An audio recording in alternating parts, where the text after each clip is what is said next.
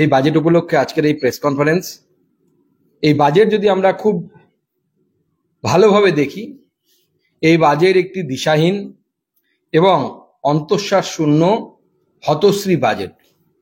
পশ্চিমবঙ্গে যে মূল সমস্যা, অর্থাৎ পশ্চিমবঙ্গের শিক্ষিত বেকার যুবক তাদের কর্মসংস্থানের কোন বাজেট উপলক্ষে আজকের এই বাজেটে কিন্তু আমরা দেখতে পাচ্ছি না, কোথাও কিছু নেই। আমরা দেখলাম মাননীয় মুখ্যমন্ত্রী ডিএ বাড়ালেন, ডিএ বাড়িয়ে বর্তমানে পশ্চিমবঙ্গের ডিএ হল হচ্ছে বা পশ্চিমবঙ্গ সরকারি কর্মচারীদের ডিএ, তার অবস্থান দাঁড়ালো হচ্ছে 18%, যেখানে কেন্দ্র 53% আছে, 35% প্রায় ডিফারেন্স। এবং শুধু তাই নয়, কেন্দ্র অলরেডি নতুন পে কমিশন ঘোষণা করে দিয়েছে। আমরা ভেবেছিলাম এই বাজেটে হয়তো রাজ্য সরকার পে কমিশনের কোনো কিছু ইঙ্গিত বা কোনো কিছু দেবেন, কিন্তু এখানে আমরা কিছু দেখতে পেলাম না। এরপরে রাজ্য সাধারণত নিয়ম হচ্ছে কেন্দ্র সরকারের পে কমিশনের পর রাজ্যরা সাধারণত পে কমিশন তৈরি করে। তো কেন্দ্রের পে কমিশন হওয়ার পর রাজ্য যখন পে কমিশন তৈরি করবে তখন ডিএ আবার নতুন করে অ্যাড হয়। কেন্দ্রের ক্ষেত্রেও ডিএ নতুন করে অ্যাড হয়, 0 থেকে শুরু হয়, 4% বা যেরকম দেয়া হবে 10% সেই অনুসারে শুরু হয়, রাজ্যেরও তাই শুরু হবে। কিন্তু এই যে স্প্যানটা, অর্থাৎ জবে থেকে এই পে কমিশন চলছে, বর্তমান পে কমিশন চলছে, তাতে কিন্তু আমাদের রাজ্য সরকারি কর্মচারীরা, শিক্ষক অশিক্ষক কর্মচারী, তারা কিন্তু দিনের পর দিন বঞ্চিত হয়ে থেকেই গেলেন। সেই বঞ্চনা কিন্তু আর মিটলো না। এবং মাননীয় মুখ্যমন্ত্রীকে মনে করিয়ে দিতে চাই, এই সরকারি কর্মচারীদেরই একসময় মাননীয় মুখ্যমন্ত্রী বলেছিলেন ডিএ করে ঘেউ ঘেউ করবেন না। তো সেই জন্য মনে হয় যে 4% ভিক্ষা একটা ছুড়ে দেওয়া হলো কোনো রকমের সরকারি কর্মচারী এবং শিক্ষক অশিক্ষকদের সামনে। এবং এই মুখ্যমন্ত্রী, আমি তাকে মনে করিয়ে দিতে চাই যে বামফ্রন্ট যখন ক্ষমতায় ছিল, সেই বামফ্রন্ট ক্ষমতায় থাকার সময় মাননীয় মুখ্যমন্ত্রী বলতেন যে যদি সরকারের ডিএ দেওয়ার ক্ষমতা না থাকে কেন্দ্রীয় হারে, তাহলে সেই সরকারের তার ক্ষমতায় বসে থাকার কোনো অধিকার নেই, অর্থাৎ ক্ষমতা ছেড়ে চলে যেতে বলছেন। আমরাও সেই একই কথা বলছি মাননীয় মুখ্যমন্ত্রী, আপনার কথা শুনেই বা আপনার কথাকে ধার করে নিয়ে বলছি যে আপনি সরকারটা ছেড়ে দিন, বিজেপি সরকার তৈরি হলে পরে আমরা কেন্দ্রীয় হারে আমরা ডিএ দেব, কেন্দ্রের সাথে পার। যেরকম বর্তমানে বহু রাজ্য আলাদা করে ডিএ ঘোষণা করে না, কেন্দ্রের ডিএকেই ডিএ হিসেবে মেনে নেয়, সেইভাবে আমরা এগোবো। মাননীয় মুখ্যমন্ত্রীর কাছ থেকে আমরা আশা করেছিলাম যে উনি লক্ষ্মীর ভান্ডার বাড়াবেন, তবে সম্ভবত সেটা তিনি ভোটের জন্য রেখে দিয়েছেন, ভোটের আগে উনি মাস্টার স্ট্রোক হিসেবে সেটাকে হয়তো ব্যবহার করবেন। কিন্তু আমরা এখনো পর্যন্ত বুঝতে পারলাম না যে গোয়াতে গিয়ে আমাদের মাননীয় মুখ্যমন্ত্রী এবং তার দলবল বলে এসেছিলেন যে গোয়াতে ক্ষমতায় এলে, তৃণমূল কংগ্রেস ক্ষমতায় এলে গোয়ার যে সরকার তৈরি হবে তারা 5,000 টাকা করে লক্ষ্মীর ভান্ডার দেবে। তো পশ্চিমবঙ্গের মহিলাদের সাথে এই বঞ্চনাটা কেন? গোয়ার মহিলাদের জন্য মুখ্যমন্ত্রী যদি দরাজ হয়ে 5,000 টাকার লক্ষ্মীর ভান্ডার ঘোষণা করতে পারেন, তাহলে পশ্চিমবঙ্গের এই 1,000 আর 1,200 টাকার 1,500 টাকার মধ্যে ঘুরবে, 1,000-1,200 টাকার মধ্যে কেন লক্ষ্মীর ভান্ডার ঘুরছে? মায়ের চেয়ে কি মাসির দরদ বেশি? আমরা কি সেটাই দেখতে পাচ্ছি? যে গোয়ার মহিলাদের জন্য আমাদের মাননীয় মুখ্যমন্ত্রীর যে দরদ, সেই দরদ কিন্তু পশ্চিমবঙ্গের মহিলাদের জন্য আমরা দেখতে পাচ্ছি না। সেটা লক্ষ্মীর ভান্ডারের ব্যাপারে কোনো কিছু উল্লেখ করেননি, কিন্তু আমরা জানি ভোটের আগে উনি প্ল্যান করছেন এটাকে বাড়ানোর জন্য, তখন হয়তো ওটা দিয়ে ভোট কেনার চেষ্টা করবেন। এবং সেই জন্য আমাদের মাননীয় মুখ্যমন্ত্রীর এই সিদ্ধান্তে তিনি যদিও 3,89,194.09 কোটির বাজেট ঘোষণা করেছেন, কিন্তু এই বাজেট নিয়ে কিন্তু আমাদের মহিলারা, মা বোনেরা অত্যন্ত নিরাশ। এবং আমার মনে হয় যে বিজেপি ক্ষমতায় এলে আমরা যে প্রতিশ্রুতি দিয়েছি যে অন্নপূর্ণা ভান্ডারের মধ্য দিয়ে আমরা মা বোনেদের হাতকে শক্ত করার জন্য, গরিব মহিলাদের হাতকে শক্ত করার জন্য যে 3,000 টাকা দেওয়ার কথা চিন্তা ভাবনা করেছি, তা আগামী দিনে আমাদের বিজেপি সরকার 26-এ যখন গঠন হবে, আমাদের মুখ্যমন্ত্রী শপথ নেওয়ার পরই সঙ্গে সঙ্গে পরের দিন আমরা সেটা লাগু করব। এবং শুধু তাই নয়, এই বাজেটে আমরা কোনো এই ধরনের রূপরেখা দেখতে পেলাম না, যেটা আমি প্রথমেই শুরু করেছিলাম যে কর্মসংস্থান। মাননীয় মুখ্যমন্ত্রী লক্ষ লক্ষ টাকা খরচ করে প্রতি বছর বিজিবিএস করছেন, বিজনেস গ্লোবাল সামিট করছেন, কিন্তু তার ফলে পশ্চিমবঙ্গে কত টাকা ইনভেস্টমেন্ট এলো তার কোনো শ্বেতপত্র আমরা কিন্তু দেখতে পাচ্ছি না। আমরা দেখতে পাচ্ছি বিভিন্ন শিল্পপতিরা আসছেন, তারা এসে মাননীয় মুখ্যমন্ত্রীর সাথে ছবি তুলেছিলেন। গত বছর এক শিল্পপতি এসেছিলেন, আজকে ভারতবর্ষের অন্যতম সেরা শিল্পপতিদের মধ্যে থেকে এবার যারা এলেন তারা এলেন, কিন্তু তার ফলে যে ইনভেস্টমেন্ট আসার কথা সেই ইনভেস্টমেন্ট এলো না। উল্টে দেখলাম মাননীয় মুখ্যমন্ত্রী লন্ডনে গিয়ে সৌরভ গাঙ্গুলিকে ধরে আনলেন, যে সৌরভ গাঙ্গুলি নাকি সেখান থেকে ইস্পাত কারখানা খুলবেন শালবনীতে। লন্ডনে না প্যারিসে, কোথায় ধরলেন? ও স্পেনে ধরেছেন। স্পেন থেকে গিয়ে তিনি ধরে এনেছেন, ধরে বললেন যে সৌরভ গাঙ্গুলি নাকি ইস্পাত কারখানা খুলবেন, এবং সেই ইস্পাতের যা বাজেট দিলেন তাতে পেরেকের কারখানা ছাড়া আর অন্য কিছু তৈরি হবে বলে আমাদের মনে হয় না। এবং তার ফলে এই রাজ্যে বেকারদের সংখ্যা যেভাবে একের পর এক বেড়ে যাচ্ছে, মাননীয় মুখ্যমন্ত্রী দেউচা পাচামির কথা বলেছেন। দেউচা পাচামিতে কয়লা উঠলে নাকি 100 বছরের জন্য নাকি উনি নিশ্চিন্ত হয়ে যাবেন। আমি জানি না উনি কতটা নিশ্চিন্ত হবেন, কিন্তু ওনার দলের লোকেরা, পশ্চিমবঙ্গবাসী কতটা নিশ্চিন্ত হবে, কিন্তু ওনার দলের লোকেরা নিশ্চিন্ত হয়ে যাবে যে কয়লা ঝেড়ে বাকিটা জীবন কাটিয়ে দেওয়া যাবে। 100 বছর যদি দেউচা পাচামি থেকে কয়লা উত্তোলন হয়, 100 বছরে তৃণমূল নেতাদের কয়েকটি জেনারেশন, যদিও তারা ততদিন ক্ষমতায় থাকবে না এবং আমরা সেই সুযোগ দেব না, কিন্তু তারা মনে মনে ভাবছে যে দিদি দেউচা পাচামিতে কয়লা উঠতে শুরু করলে বেশিরভাগ কয়লাটা আমরাই ঝেড়ে দেব এবং সেই কয়লা বেআইনি ভাবে আমরা বিক্রি করব। এবং গোটা রাজ্য জুড়ে এই মুহূর্তে কয়লা, বালি এবং বিভিন্ন এই ধরনের যে সমস্ত ন্যাচারাল রিসোর্সেস আছে, সেই ন্যাচারাল রিসোর্সেস সম্পূর্ণভাবে বিক্রি হচ্ছে, বেআইনি ভাবে বিক্রি হচ্ছে বলা ভালো। এবং মাননীয় মুখ্যমন্ত্রী যে তথ্যগুলো দিলেন সেই তথ্যগুলো অত্যন্ত ভুলে ভরা বলে আমাদের মনে হয়। আশা অঙ্গনওয়াড়ি কর্মীদের উনি বলেছেন মোবাইল দেবেন। প্রথম কথা হচ্ছে এটা কেন্দ্রের প্রকল্প। আমি মাননীয় মুখ্যমন্ত্রীকে চোখটা খুলে আশেপাশের রাজ্যগুলো দেখতে বলছি। বিহার আছে পাশে, কিছু দূরে উত্তরপ্রদেশ আছে। প্রত্যেকটি রাজ্যে আশা এবং অঙ্গনওয়াড়ি কর্মীরা, আমাদের দিদিরা যারা আশা এবং অঙ্গনওয়াড়ি কর্মীর কাজ করেন, তারা অলরেডি মোবাইল নিয়ে ঘোরেন। কেন্দ্রের টাকা এসেছিল এখানেও একটা পোর্শন, তারপরে উনি দেননি সেই মোবাইল। গত কয়েকদিন আগে আমরা ডাব্লিউসিডি মিনিস্টার কেন্দ্রের অন্নপূর্ণা দেবীর সাথে এই বিষয়ে আলোচনা করছিলাম যে পশ্চিমবঙ্গের মহিলারা কেন এটা পেলেন না, এর কারণটা কি। এবং পশ্চিমবঙ্গে থেকে যারা অঙ্গনওয়াড়ি কর্মী, তাদের সংগঠনের কিছু প্রতিনিধি ওনার সাথে দেখা পর্যন্ত করার জন্য অ্যাপয়েন্টমেন্ট চেয়েছেন, আমাকে রিকোয়েস্ট করেছে যে অ্যাপয়েন্টমেন্টের ব্যবস্থা করে দেওয়া, প্রয়োজনে তারা মহামান্য আদালতের শরণাপন্ন হবেন যে কেন্দ্রের টাকা আসার পরেও কেন এরা মোবাইল এবং ট্যাব পায়নি, যেটা পাওয়ার কথা তাদের। মাননীয় মুখ্যমন্ত্রী মুখে বলছেন এগিয়ে বাংলা, অথচ আমরা এক্ষেত্রে সুস্পষ্টভাবে দেখতে পাচ্ছি বিহার আমাদের থেকে এগিয়ে, উত্তরপ্রদেশ এগিয়ে, কর্ণাটকা এগিয়ে, সব রাজ্যগুলো এগিয়ে। অর্থাৎ মুখ্যমন্ত্রী যতই মুখে বলুন যে এগিয়ে বাংলা, আদপে মুখ্যমন্ত্রী যে বাংলা তৈরি করছে সেই বাংলা হচ্ছে পিছিয়ে পড়া বাংলা। কৃষকদের জন্য কোনো ধরনের আমি প্রকল্প এই বাজেটে ঘোষণা করার মতো আমি শুনতে পেলাম না। দ্বিতীয় হচ্ছে যে বিষয়টি, যে এই মুহূর্তে পশ্চিমবঙ্গের মানুষ দ্রব্যমূল্য বৃদ্ধিতে তাদের প্রাণ ওষ্ঠাগত প্রায়। এই দ্রব্যমূল্য বৃদ্ধির কোনো সুরাহা এই বাজেটে দেখতে পেলাম না। শুধু 300 সুফল বাংলা স্টল সেটা ঘোষণা হয়েছে। এই সুফল বাংলা স্টল থেকে আপনারা কেউ কোনো জিনিস কিনেছেন কিনা? আমার বাড়ির লোক তো আজ অব্দি কোথাও খুঁজে পায়নি সুফল বাংলা স্টল। কোথায় ঘুরে বেড়ায়, কোথায় থাকে, কখনো কখনো দেখি একটা গাড়ি নিয়ে, ট্রাক নিয়ে, ছোট হাতি নিয়ে ঘুরে বেড়াচ্ছে সুফল বাংলা স্টল বলে। এবং তো আমার সন্দেহ যে মন্ত্রী এই সুফল বাংলা স্টলের মন্ত্রী, বিপ্লব মিত্র বাবুই সম্ভবত এই সুফল বাংলা এর মন্ত্রী, তিনিও মনে হয় খুঁজে বের করতে পারবেন না কোথায় এই সুফল বাংলা স্টল চলে। এবং বাংলার এই 9.5 কোটি 10 কোটি লোক, তাতে এই 300-400 সুফল বাংলা স্টল আদপেও কতটা ক্যাটার করতে পারবে আমার যথেষ্ট রকমের সন্দেহ আছে। এছাড়াও দেখলাম উনি মাস্টার প্ল্যান তো মাস্টার ব্লাফে পরিণত হলো।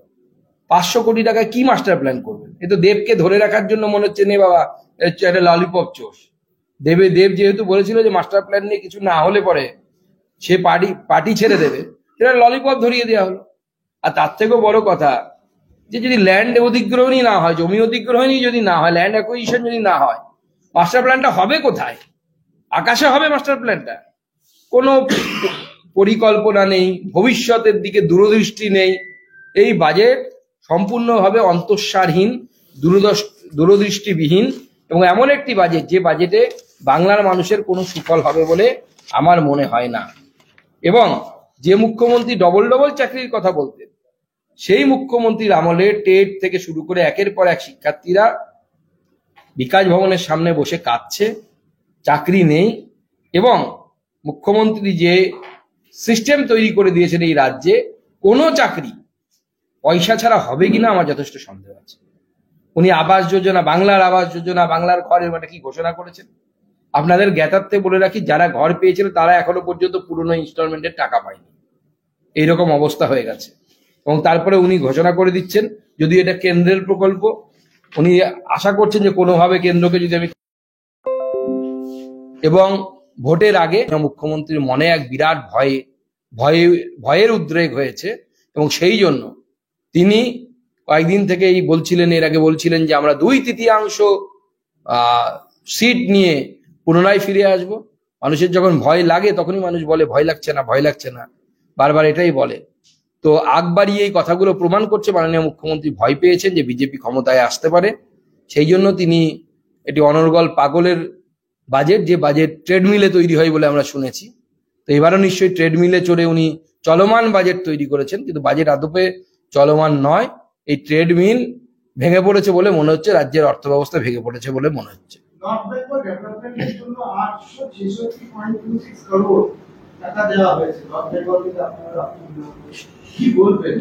দেখুন, এই টাকা ইনসাফিসিয়েন্ট। এই টাকাতে খুব বেশি কিছু হবে না। আপনি জানেন নর্থ বেঙ্গলে প্রচুর নদী নালা আছে যাতে ব্রিজ নেই এই মুহূর্তে। এক একটি জেলায় 2-3টে করে ব্রিজ লোকের ডিমান্ড, আমাদের জনগণ ডিমান্ড করছে। সেই টাকারই তো হবে না, অন্য কিছু তো আপনি ছেড়ে দিন। উত্তরবঙ্গ উন্নয়ন পর্ষদ বলে যে পর্ষদটা তৈরি হয়েছে, সেই পর্ষদটা শুধুমাত্র তো দেখানোর জন্য তৈরি হয়েছে। আগে মুখ্যমন্ত্রী ঘোষণা করেছিলেন ক্ষমতায় আসার পরে যে উত্তরবঙ্গের লোকেদের আর কলকাতায় আসতেই হবে না। এখন কোনো অফিসারই বসে না সেখানে, ভাওতাবাজি। চলো আগে অশোক দা বলেনি, তারপরে ভদ্রগীটা। ঠিক আছে,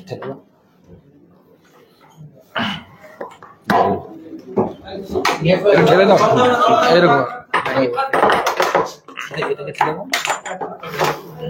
ঠিক আছে, ছেড়ে দাও, ঠিক আছে।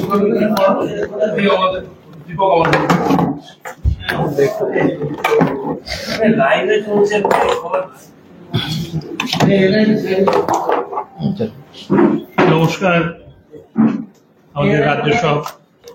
আমাদের রাজ্য সভাপতি সুকান্ত বাবু বলেছেন অলরেডি, আমাদের এই তৃণমূল সরকারের পঞ্চম বাজেট।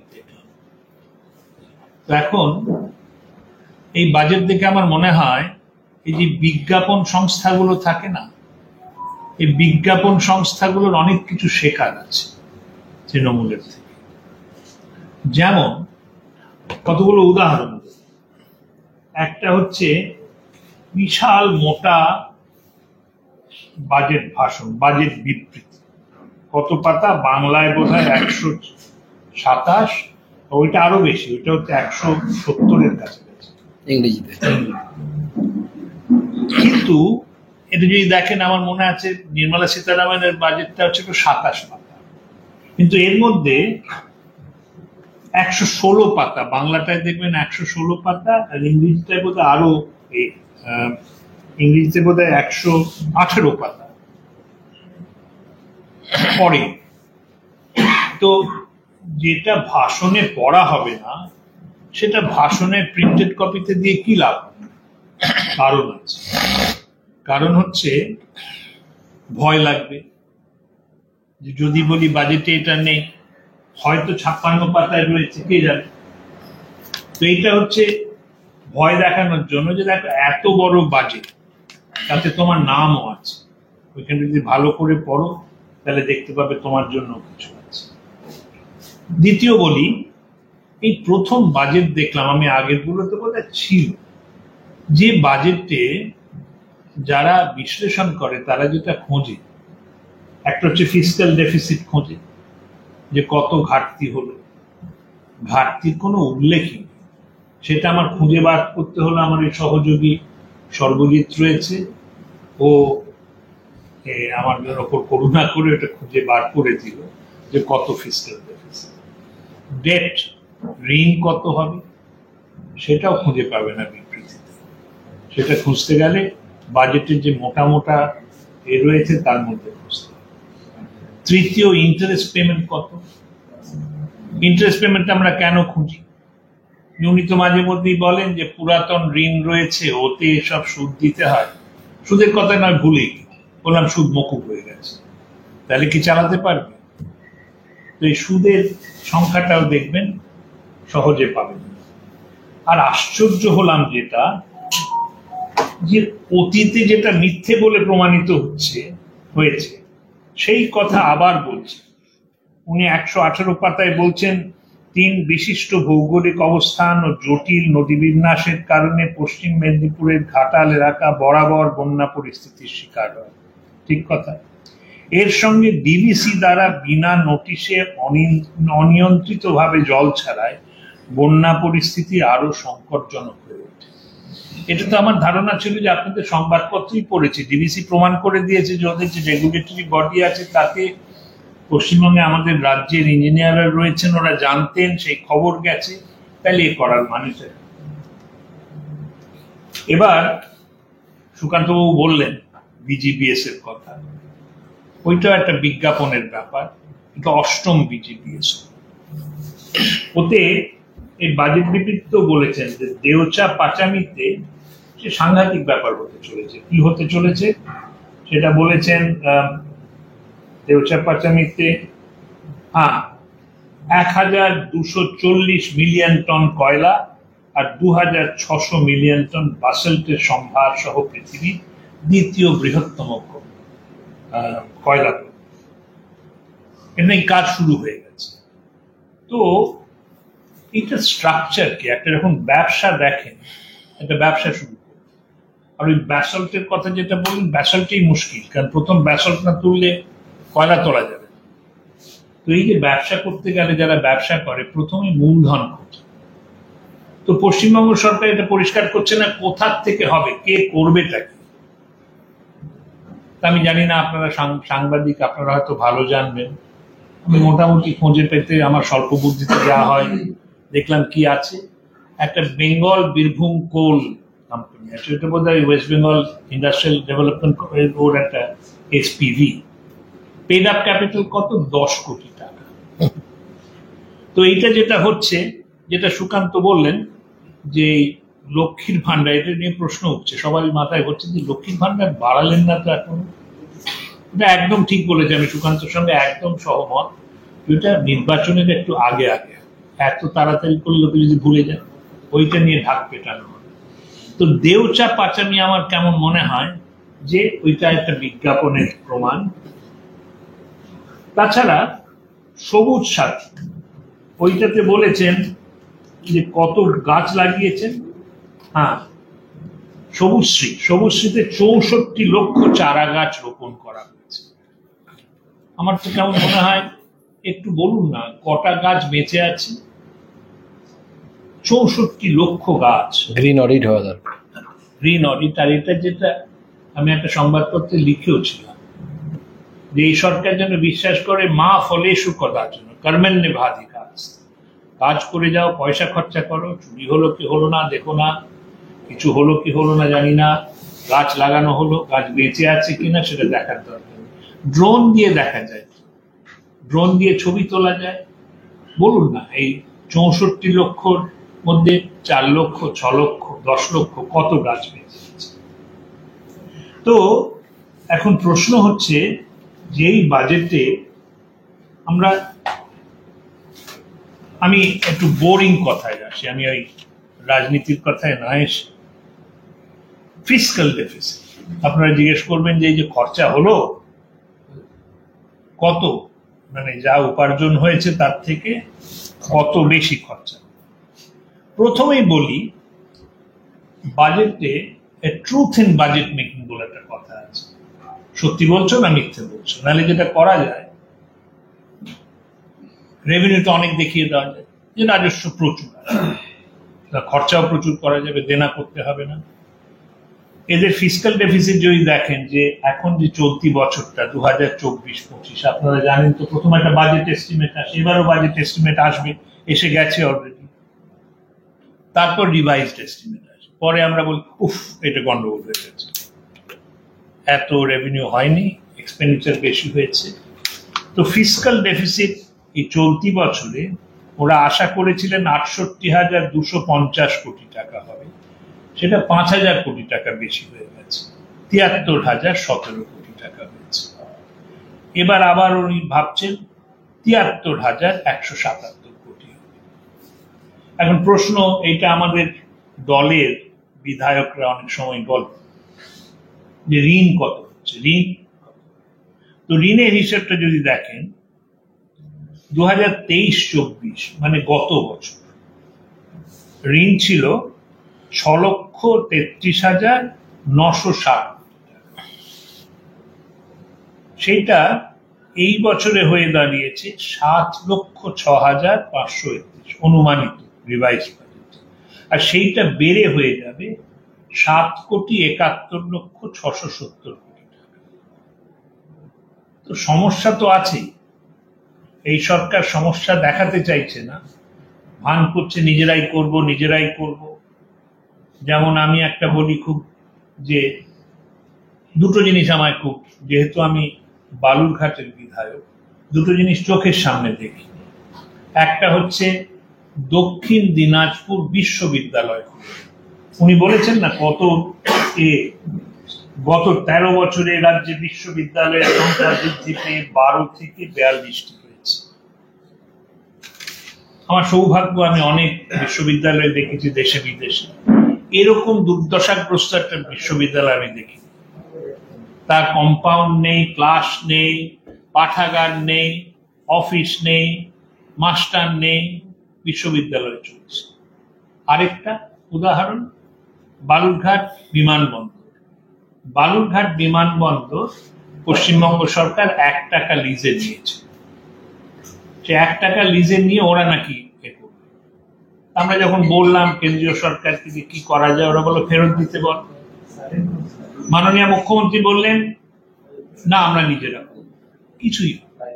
তোর কেমন মনে হয়, ওর হচ্ছে না করুঙ্গি না করনে দুঙ্গি, টাকা নেই, উনি সবকিছু বলে যাচ্ছেন যে বাংলার আবাস আমরা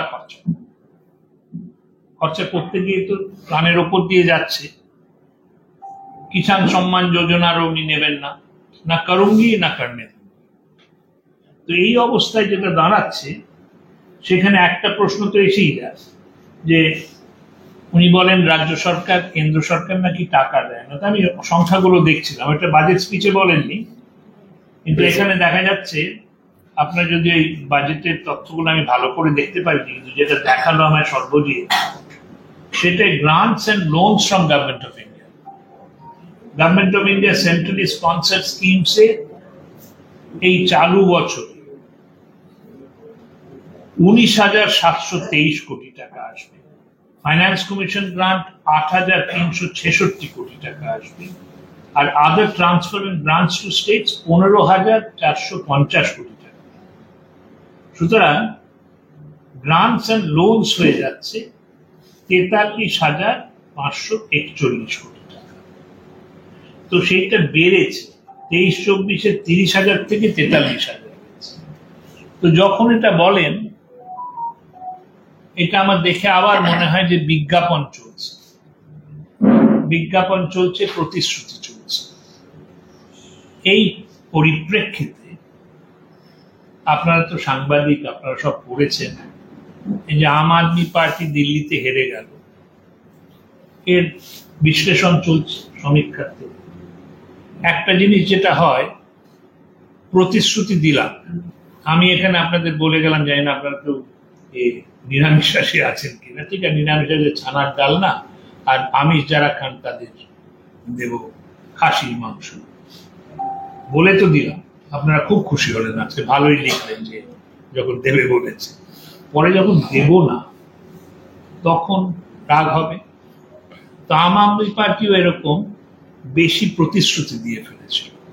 তা আমার মনে হয় 3বার উনি নির্বাচন জিতেছেন ঠিকই, কিন্তু আগামী নির্বাচনে লোকে তো মোটামুটি একটু হিসেব কিতাব মিশিয়ে দেখবে যে কি বলেছিলেন। কলকাতাকে লন্ডন বানাবেন বলেছিলেন, উত্তরবঙ্গে দার্জিলিং এর জায়গাটাকে নাকি একদম বানিয়ে ফেলবেন সুইজারল্যান্ড।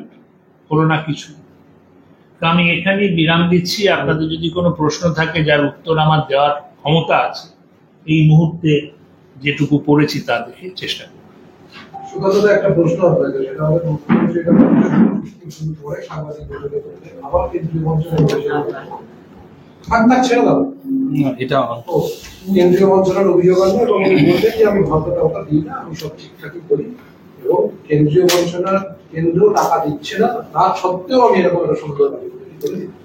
দেখুন, কেন্দ্র কিছুদিন আগে পর্যন্ত রাজ্যে ওগুলোর যে প্রাপ্ত যে অংশ থাকে সেই অংশ পশ্চিমবঙ্গকে দিয়েছে। এই মুহূর্তে আমি দুঃখিত, আমি অ্যামাউন্টটা মনে করতে পারছি না।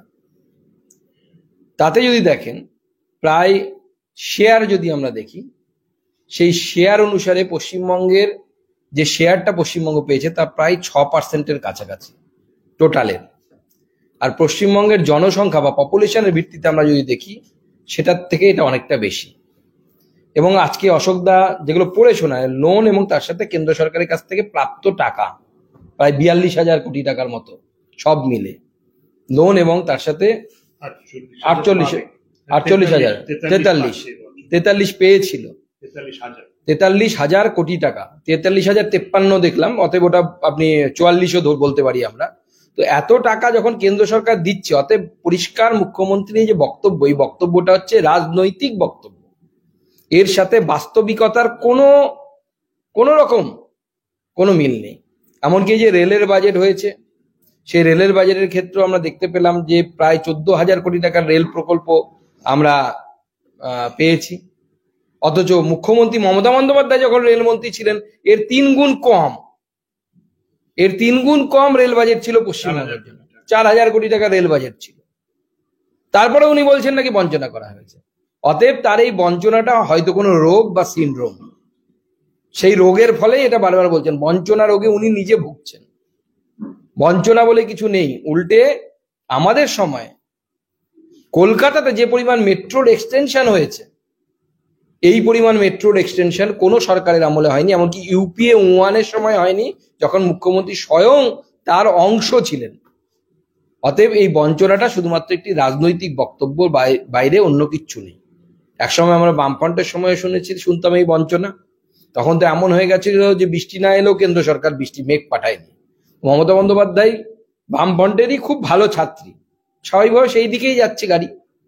মুখ্যমন্ত্রী আজকে তার বাজেট পরবর্তী যে বক্তব্য, সেই বক্তব্যে এটাও বলেছেন কেন্দ্রের বাজেটে শুধুই প্রতিশ্রুতি দেয়, কিন্তু পরবর্তী সময় সেগুলো প্রতিচ্যুতি হয়ে যায়। আমাদের ক্ষেত্রে আমরা যা বলি, যা কথা দিই, তা রাখার চেষ্টা করি। দেখুন, কেন্দ্র সরকারে এবার বাজেট পেশ করার পর কেন্দ্র সরকার ট্যাক্সে যে রিবেট দিয়েছে এবং তার সাথে অন্যান্য যে বিষয়গুলো, বিশেষ করে কর্মসংস্থানের জন্য যে জোর কেন্দ্রের বাজেটে আছে, সেই এমএসএমইর ক্ষেত্রে হোক বা ইজ অফ ডুইং বিজনেস, সেক্ষেত্রে ব্যবস্থা আরো বেশি নেওয়া হোক, প্রত্যেক ক্ষেত্রে কেন্দ্রে কিন্তু সফলতা পেয়েছে। আমি সিম্পল একটা উদাহরণ দিয়ে বলে দিচ্ছি যে এক সময় মেট্রোর উদাহরণ আমি দিচ্ছি। এই মেট্রোর যে রেকগুলো আমরা ব্যবহার করি, এই রেকগুলো বিদেশি কোম্পানি তৈরি করত, আমি কোম্পানির নাম নিচ্ছি না, এবং সেই বিদেশি কোম্পানি প্রায় এক একটা রেকে 9,000 কোটি টাকা এরকম করে এক একটা বিল ছিল। পরবর্তী সময় কেন্দ্রের মেক ইন ইন্ডিয়া পলিসির ফলে সেই মেট্রো রেকগুলো এখন ভারতীয় কোম্পানি তৈরি করছে এবং কলকাতায় বসবাসকারী বিজনেসম্যান তার মধ্যে আছে যিনি তৈরি করছেন বা যার কোম্পানি তৈরি করছে। আগামী দিনে কলকাতাতেও অর্থাৎ পশ্চিমবঙ্গে একটি ইউনিট খোলা, সেই বিষয়ে আমি সচেষ্ট হয়েছি, তার সাথে কথা হয়েছে, মাননীয় রেলমন্ত্রীর সাথে কিছুদিনের মধ্যে দেখা করব তাকে নিয়ে। যাতে পশ্চিমবঙ্গে প্রায় 10,000 ছেলে মেয়ের কর্মসংস্থান তার মাধ্যমে হতে পারে, যদি আমরা সফল হই এখানে এই বিষয়ে। তো কেন্দ্রের যে পলিসি, এবং তখন যাদের সাথে আপনারা আলোচনা করবেন এই ধরনের মানুষের সাথে আলোচনা করুন, তারা পরিষ্কার বলে দেবে যে কেন্দ্র সরকার পলিসির মধ্যে যে পরিবর্তনগুলো এনেছে তার ফলে আজকে ভারতবর্ষের শিল্পপতিরা ভারতবর্ষে শিল্প স্থাপন করছে, তারা ইন্টারন্যাশনাল যে কোম্পানিগুলো আছে তাদের সাথে লড়াই করে এখানে শিল্প স্থাপন করতে পারছে। এবং কেন্দ্র সরকার এবার যে মধ্যবিত্তের জন্য 12 লাখ পর্যন্ত যে বিনা ট্যাক্স অর্থাৎ জিরো ট্যাক্স, এই যে বিরাট বড় ছাড় দিয়েছে, এই প্রতিশ্রুতি আমরাই একমাত্র পূরণ করতে পেরেছি। 80 কোটি। একটা জিনিস আমি যোগ করি, সুকান্ত বাবু যেটা বললেন, ভারতবর্ষ কিরম করেছে, কেন্দ্র সরকার তো ভারতবর্ষ চালায়, রাজ্যগুলো রয়েছে। ভারতবর্ষ বড় বড় রাজ্যগুলো, ছোট ছোট রাজ্য হয়তো আফ্রিকায় 2-1টা থাকবে, কিংবা কেউ হয়তো এর থেকে দ্রুত গতিতে বাড়ছে, কিন্তু ভারতবর্ষ পৃথিবীর সবচেয়ে দ্রুত গতিতে বাড়া অর্থ ব্যবস্থা। সেটা তো কেন্দ্র সরকার সত্ত্বেও হচ্ছে না, কেন্দ্র সরকারের জন্যই হচ্ছে। আর এখানে প্রত্যেক বছর বাজেটে দেখি পশ্চিমবঙ্গের অর্থনীতিতে উল্লেখযোগ্য অবদান রেখেছে, জাতীয় হারের থেকে আর্থিক বার্ষিক বৃদ্ধির হার লাভ হয়েছে, সবকিছুতে আমরা এগিয়ে বাংলা। কিন্তু এই এগিয়ে বাংলা এখন আর বলেন না বেশি, কিন্তু প্রত্যেক বছর দেখি পশ্চিমবঙ্গ খুব ভালো করছে। কিন্তু পশ্চিমবঙ্গ দেখি শিল্পের অবদানেও ভারতবর্ষের মধ্যে অন্যান্য প্রদেশের সঙ্গে, এই ছোট ছোট এর সঙ্গে না, তামিলনাড়ু, মহারাষ্ট্র, গুজরাট, অন্ধ্রপ্রদেশ, কর্ণাটকের সঙ্গে তুলনা করুন, পশ্চিমবঙ্গ তার পেছনে রয়েছে। তো এই যে বিজ্ঞাপনের সরকার, আর যেটা আপনি জিজ্ঞেস করেছিলেন আমাদের রাজ্য সভাপতিকে, যে উনি বলেছেন প্রতিশ্রুতির সরকার কিন্তু প্রতিশ্রুতি, তার তো উল্টো। মোদী সাহেব তো দেখিয়ে দিচ্ছে যে সবচেয়ে তারা দ্রুত গতিতে ভারতবর্ষ এগোচ্ছে, সেটা তো কল্পনার জিনিস নয়। এগিয়ে বাংলাটা তো কল্পনার জিনিস, এত পরিযায়ী শ্রমিক যাচ্ছে। ভোটের আগে এই যে সময় দাঁড়িয়ে আমরা রাজ্য বাজেট এবং কেন্দ্র বাজেট নিয়ে আলোচনা করছি, এরকম একটা মরশুম, সেই সময় ফ্রি রেশনের সময় বাড়ছে, অন্যদিকে লক্ষ্মীর ভান্ডার বাড়বে বলে মানুষ আশা করছে। সুপ্রিম কোর্ট আজকে দোল রাজনীতিকে কার্যত কানমোলা দিয়ে ছাড়লো, এবং সেখানে সুপ্রিম কোর্টের পক্ষ থেকে অবজারভেশন বলা হচ্ছে ভোটের আগে রাজনৈতিক দলগুলির ঘোষণাপত্রে ঢালাও প্রতিশ্রুতিতে তারা ক্ষুব্ধ, এবং সেক্ষেত্রে নিখরচায় রেশন পয়সা কড়ি পাচ্ছেন অনেকেই, এই সব সুবিধা পাওয়ার জন্য এরা কাজ করতে আর চাইছেন না। মন্তব্য সর্বোচ্চ আদালতে, এভাবে সাহায্য না করে মূল স্রোতে অন্তর্ভুক্ত করা হোক, যাতে তারা দেশের বিকাশে যোগদান করতে পারে। পর্যবেক্ষণ বিচারপতি B.R. গগৈ, বিচারপতি অগাস্টিন জর্জ বেঞ্চে। প্রশ্ন হচ্ছে, কেন্দ্রের সরকার, এখানকার সরকার, আমরা বিজেপি তৃণমূল উভয় ক্ষেত্রেই দেখেছি যে এই লক্ষ্মীর ভান্ডার, লাডলি বাহন, নিখরচায় রেশন, এই দোল রাজনীতি কার্যত বাড়ছে। সেই সময় কোর্টের অবজারভেশন, দুজনের কাছে আমার প্রশ্ন, আপনার এবং অশোকবাবু। দেখুন, আমার যেটা মনে হয় যে কেন্দ্র সরকারের যে অ্যাপ্রোচ, সেই অ্যাপ্রোচটা আমার মনে হয় রাজ্য সরকারের অ্যাপ্রোচের থেকে একদম আলাদা। কেন্দ্র সরকার 80 কোটি মানুষকে ফ্রিতে রেশন দেওয়ার কথা বলেছে। রেশন ব্যবস্থার সাথে অ্যাকচুয়ালি কাদের যুক্ত থাকা উচিত? যারা গরিব, যাদের আর্থিক সমস্যা আছে, তারাই রেশন ব্যবস্থার লাভ পায় বা পাওয়া উচিত অন্তর্দয় যোজনার মাধ্যমে, এবং তাদেরকেই এই প্রকল্পের মাধ্যমে নথিভুক্ত করা হয়েছে। দ্বিতীয়, আমাদের কেন্দ্র সরকার কৃষক সম্মান নিধির মাধ্যমে সামান্য কিছু আর্থিক সাহায্য যেটা আমাদের কৃষকদেরকে করছে, ঠিক সেই সময় করছে যখন বীজ, সার বা ওই ধরনের জাতীয় বস্তু কেনার বিষয় থাকে।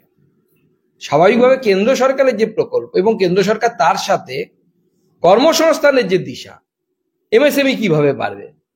এমএসএমইর আমি ডেফিনেশন গুলো যদি চেঞ্জ করি, তাহলে অনেক বড় অ্যামাউন্টের টাকার যারা ব্যবসা করছেন তারা এমএসএমইতে সেই লাভগুলো নিতে পারবে।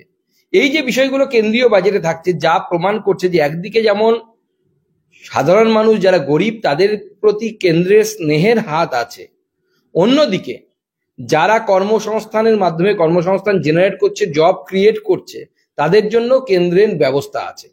এবং আমরাও মনে করি যে শুধুমাত্র দান ছত্র খুলে রাখলে হবে না, সেই দান ছত্র চালানোর জন্য রিসোর্স লাগবে, রোজগার করতে হবে। যে যে অশোকদা বললেন যে প্রত্যেক বছর আমরা দেখতে পাই যে বাজেটে দাবি করা হচ্ছে যে কেন্দ্রীয় হারের থেকেও বেশি হারে নাকি বাংলার অর্থনীতি বাড়ছে। তাহলে অর্থনীতি যদি বাড়ে তাহলে পরে আমাদের লোন নিতে হচ্ছে কেন বারবার?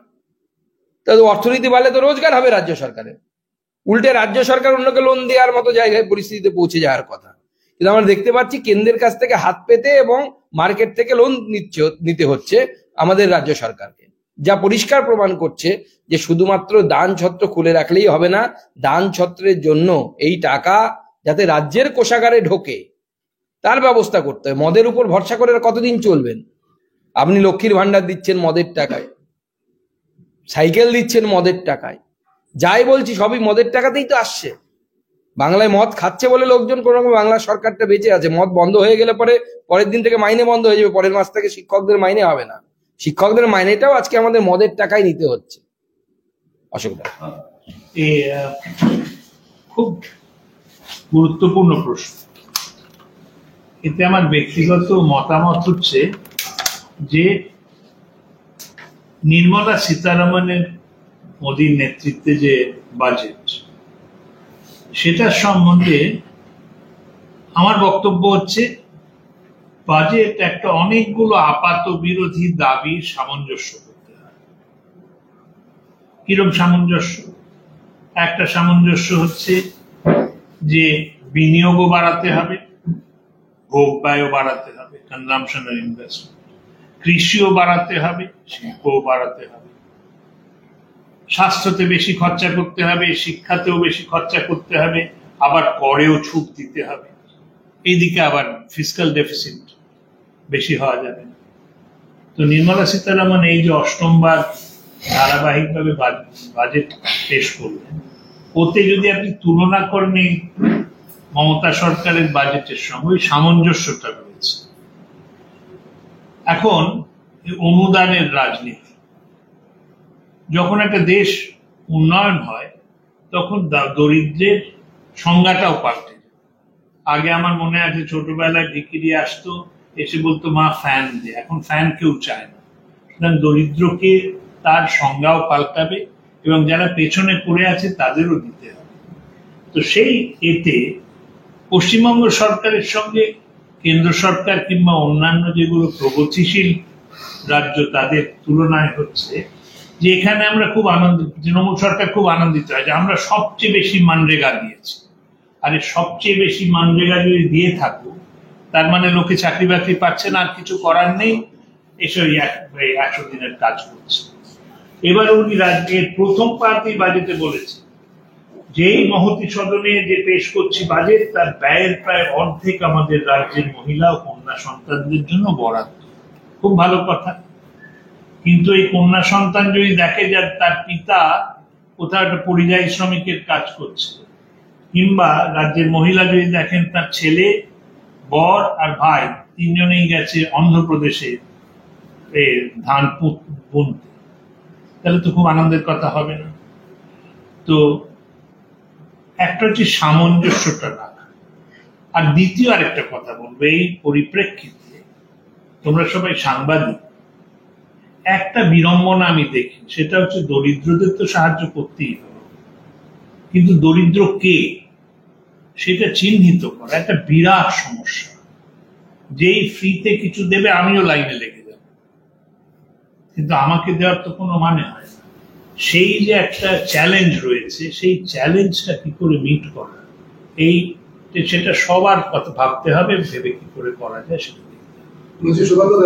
আজকে কংগ্রেস প্রেস কনফারেন্স করেছিল পশ্চিমবঙ্গ প্রদেশ করে। রাজ্য সভাপতি বলেছেন যে পশ্চিমবঙ্গের যদি একমাত্র বিকল্প হয় সেটা হলো কংগ্রেস। এটা হচ্ছে রাজ্য কংগ্রেস সভাপতি দাবি আজকে শুভঙ্কর সরকারের আজকের প্রেস কনফারেন্স।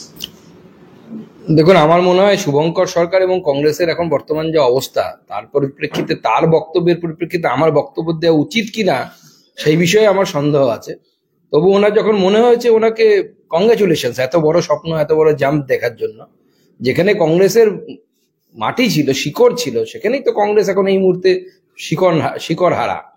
এবং রাহুল গান্ধীকে 13-14 বার লঞ্চ করতে যাওয়ার চেষ্টা করার পরেও রাহুল গান্ধী সেই ড্যাম পটকাগুলোর মতো ফুস করে আওয়াজ করে আর ফাটে না, সেরকম অবস্থা হয়ে যাচ্ছে, লঞ্চ তো আর হচ্ছে না। তো আমরা জানি না উনি কোথায় বা কি খেয়ে বা কোথায় শুয়ে এই স্বপ্ন দেখেছেন, কিন্তু এই স্বপ্ন আপাতত আমি কোনো সম্ভাবনা দেখতে পাচ্ছি না। सर आज की जो बजट पेश हुआ है इसमें क्या बोलेंगे? স্কুল শিক্ষক নিয়োগ মামলায় আপনাদের বাড়ির অত্যন্ত কাছের মানুষ পরেশ অধিকারীর মেয়ে অঙ্কিতা অধিকারী সুপ্রিম কোর্টে আবার একটি ধাক্কা খেলেন।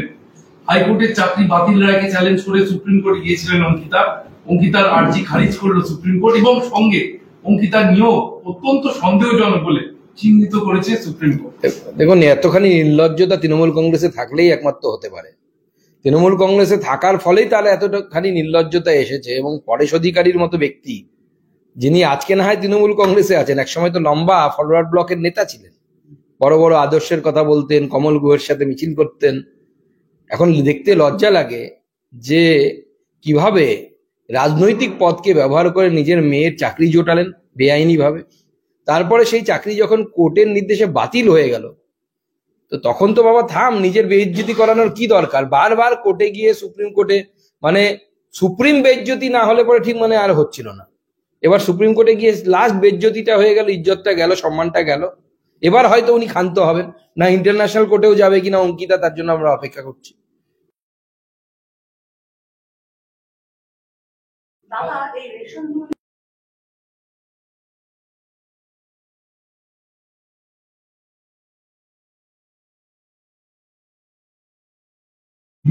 তল্লাশি শুরু করেছে 3 জন ব্যবসায়ীকে, হাওড়া, জগৎবল্লভপুর, শ্যামনগর, সন্তোষপুরে 3 ব্যবসায়ী গোডাউনের তল্লাশি এবং তাদের সঙ্গে জ্যোতিপ্রিয় মল্লিকের ঘনিষ্ঠ সম্পর্ক সেটাও উদ্ধার হয়েছে। দেখুন, হচ্ছে কোর্টের উপরে। এবং মনে রাখবেন যে নতুন যে ন্যায় সংহিতা হয়েছে, সেই ন্যায় সংহিতা অনুসারে আপনি যে অপরাধ করেছেন তার সর্বোচ্চ যে সাজা, তার 1/3 সময় যদি আপনি জেলে থেকে যান বা ইনভেস্টিগেশনের সময় আপনি থেকে যান, তাহলে পরে আপনি জামিন পাবেন, যদি না আপনার বিরুদ্ধে চার্জশিট তখন দেওয়া হয়। স্বাভাবিকভাবে এক্ষেত্রে এখনো চার্জশিট কমপ্লিট হয়নি, কারণ এত বিরাট বিষয় প্রত্যেক জেলায় জেলায় আছে। আমি বলছি প্রত্যেক জেলায় জেলায় এরকম ব্যবসায়ীরা আছে। এবং আমার কাছে যা ইনফরমেশন আছে, সিবিআই বা ইডি যাদেরকে ধরছে তারা হচ্ছে বড় বড় মাথাগুলো। এরপরে আবার একটা সেকেন্ড টিয়ার আছে, সেখানে মাঝারি মাপের বিজনেসম্যানরা আছে, আর সব নিচে ছোট ছোট মিল মালিকেরা আছে। কিভাবে রেশনে দুর্নীতি হতো, কেন্দ্র সরকারের পাঠানো চাল এবং আটা, গম, তারপরে সেটাকে আটা করে দেওয়া হতো এবং সেখানে নিম্নমানের আটা দেওয়া হতো। এই যে বিপুল পরিমাণ দুর্নীতি, এই দুর্নীতির তদন্ত কত বছরে যে শেষ হবে সন্দেহ আছে, কারণ এতে বিপুল পরিমাণ দুর্নীতি হয়েছে। এবার মানুষকে সঠিক সিদ্ধান্ত নিতে হবে। এই জেল খেটে আসা আসামিদেরকে মানুষের দরবারে সঠিক বিচারের জন্য যেতে হবে, এবং আমার বিশ্বাস মানুষ সঠিক বিচার করবে। যে সময় দাঁড়িয়ে ইডি নতুন করে তল্লাশি চালাচ্ছে রেশন দুর্নীতি বিষয়, সে সময় রেশন দুর্নীতির নতুন একটা রূপ দেখা গেল। তা হলো যে কুলটিতে এক রেশন ডিলারকে মারধর করা হচ্ছে। অভিযোগ উঠছে ওজনে কম দিত এবং মারধরের নেতৃত্বে এক তৃণমূল নেতার ভাই। এবার রেশন ডিলারের অভিযোগ অনুযায়ী মাসে তাকে কাটমানি দিতে হতো, এ মাসেরটা না দেওয়াতেই মারধর খেত। না, সেটা তো সব জায়গাতে রেশন ডিলার, দেখুন রেশন ডিলাররা চুরি করে খেতে চায় এরকম তো নয়। অনেক রেশন ডিলার আছে তারা চাই আমরা ভালো করে ব্যবসাটা করি, কিন্তু সেই ভালো করে ব্যবসাটা করতে দেওয়ার জায়গা তো নেই। আপনি দেখুন রাজ্য সরকারের যে রেশন ডিলারদের জন্য যে ইনসেনটিভ আছে, সেই ইনসেনটিভ কতটা আছে, বা রাজ্য সরকারের কি স্কিম আছে। শুধু তাই নয়, প্রত্যেক জায়গায় তৃণমূল কংগ্রেস নেতারা মাসে মাসে তোলা তোলে রেশন ডিলারদের কাছ থেকে। স্বাভাবিকভাবে সেই তোলাটা তো সে তো আর পকেট থেকে দেবে না, সাধারণ মানুষের কাছ থেকে পকেট কেটে দেবে, সেটাই হচ্ছে। এবং আমি বলবো যে ওই তৃণমূল নেতা তো রেশন ডিলারকে পিটিয়েছে, সাধারণ মানুষ যারা রেশন কম পেয়েছে তাদের উচিত ওই তৃণমূল নেতার ভাইকে ধরে পেটানো, যে কাটমানিটা নিত। এখানে চীনা ভাষায় একটা প্রবাদ আছে যে মাছ পচে মাথার থেকে। যদি উপরে সদিচ্ছা থাকে, সততা থাকে, তাহলে নিচে বেশি দুর্নীতি হয় না।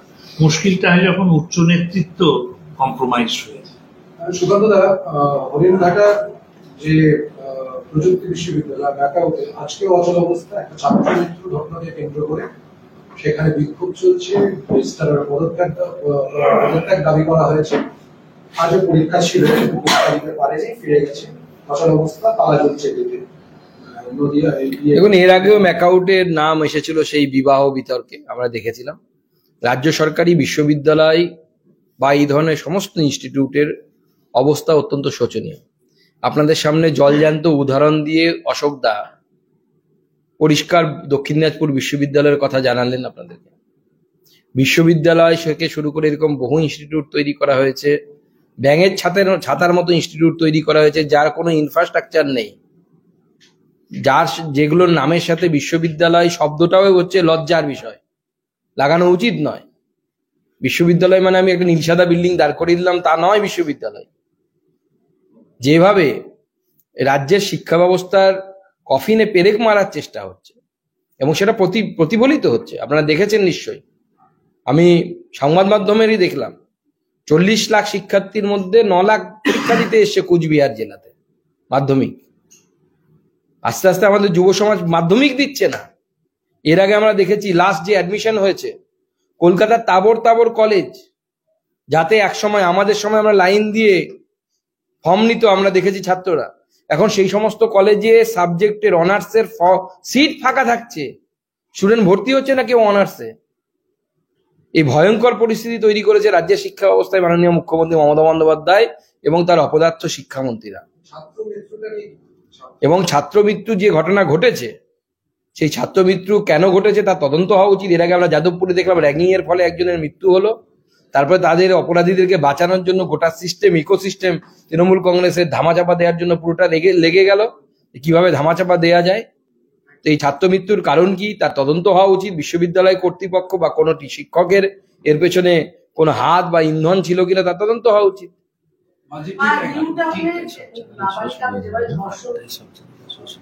শেষ করো।